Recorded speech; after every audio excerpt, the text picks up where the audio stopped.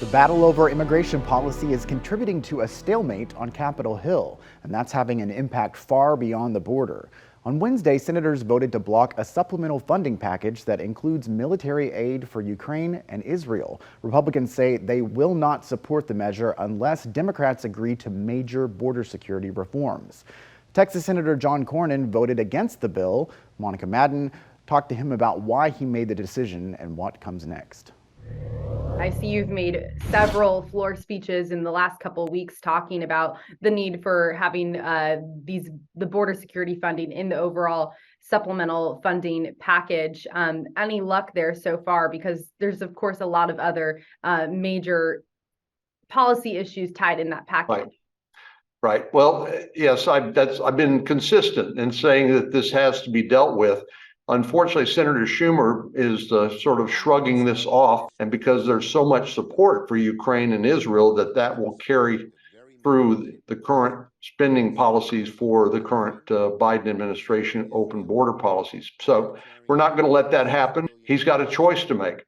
Is he going to get the aid for Israel and Ukraine? And if so, then it's going to cost him some policy changes on the border that help states like Texas and the entire country deal with this incredible humanitarian and public safety crisis.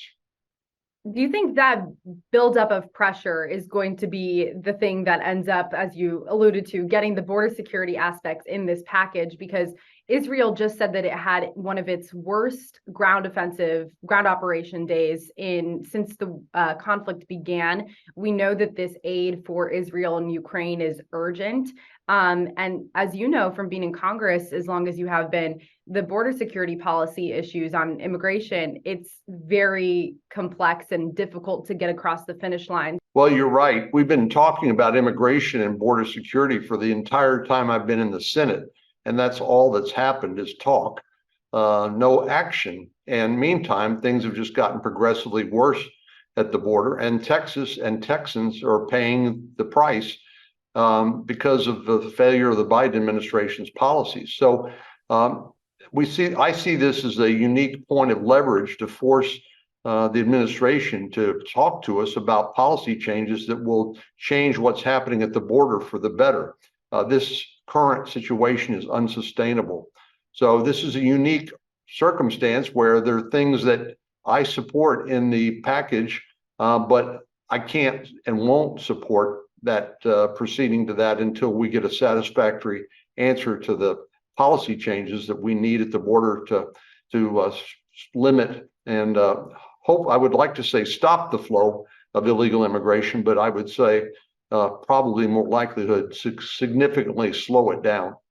And a big part of the immigration impasse, as you know, is the push to pass the Secure the Border Act, which includes narrowing who is eligible to apply for asylum. What do you believe needs to change when it comes to asylum policy? Is there room for negotiation there?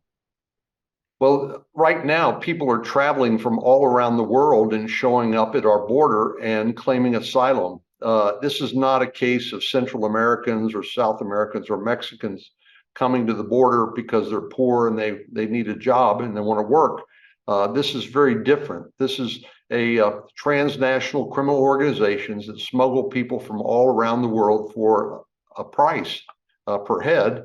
And then they show up at the border, and because there's not adequate detention facilities built by the administration, they're simply released. Some of them are given a court date, but if you go to places like New York, it could be 10 years off. Others don't even claim asylum, but are released because the administration doesn't want them clogging the border and doesn't like the public relations problems associated with that. So they just simply release them. This is a big blinking green light or a welcome mat to the folks that get rich exploiting the border. And as I indicated earlier, it's not just the migrants; it's the dangers potentially associated with that. It's the drugs that took the lives of 108,000 Americans last year alone. Fentanyl alone took 71,000 lives. And I've been to 6 different school districts around the state of Texas and grieved with parents who lost their child as a result of inadvertently, unwittingly, I should say, consuming fentanyl, which is a deadly opioid. So this is a very serious problem, and we intend to make sure that we hold the administration's feet to the fire, and this is a perfect opportunity to do that. There's much more to Monica's interview with Senator Cornyn, and you can watch it now on our website. Just scan the QR code on your screen to go to the State of Texas page on our website. Senator Cornyn shared his mixed views on the Republican push to restart construction of the border wall, and the senator also explained why he walked out on a vote to authorize subpoenas for a Texas billionaire who reportedly provided gifts to Supreme Court Justice Clarence Thomas. You can see the full interview online now. I remember as a child very vividly him telling me, "Estudia, mija, study, so that you don't have to work in the fields like I do." From humble beginnings to a key position in the courtroom, how a Texas judge earned bipartisan support to earn a spot on a federal court.